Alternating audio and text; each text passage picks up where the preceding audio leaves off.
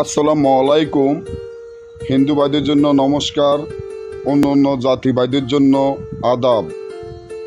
আমি তান্ত্রিক গুরু চৈতন বড়ুয়া আজকে আপনার শত্রুকে শাস্তি দেওয়ার জন্য, শত্রুর প্যাডের ব্যথা উঠানোর জন্য, শত্রুকে সারা জীবন রোগে আক্রান্ত করিয়া রাখার জন্য এই নকশা নিয়ে আপনাদের মাধ্যমে উপস্থিত হলাম। তো নকশাটি আপনারা দেখে বুঝতে পারতেছেন আসলে নকশাটি অনেক শক্তিশালী, পাওয়ারফুল। অনেকে তো আমার কাছে প্রশ্ন করেন, দাদা যে আপনি যে নকশাগুলো দিয়ে কাজ করেন আমাদেরকে এরকম একটি নকশা দেন যে নকশার মাধ্যমে আমাদের কাজ হয়।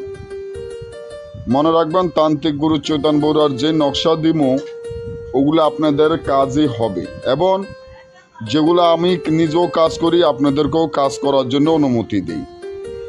যদি আপনি চান যে আপনার শত্রুকে রোগে আক্রান্ত করে রাখবেন, আপনার শত্রুর প্যাডের ব্যথা চিক্ক দিতে দিতে রোগে আক্রান্ত হয়ে বিছানায় পড়ে থাকে, তার ক্ষেত্রে নকশাটি ব্যবহার করবেন।